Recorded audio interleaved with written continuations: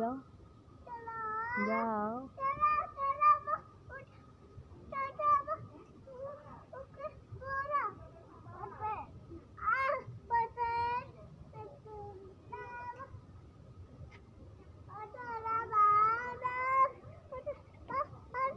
তাহলে বল আবার জোরে।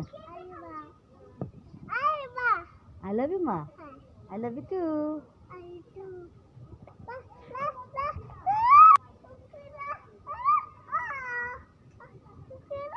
যাও যাও যাও উঠো।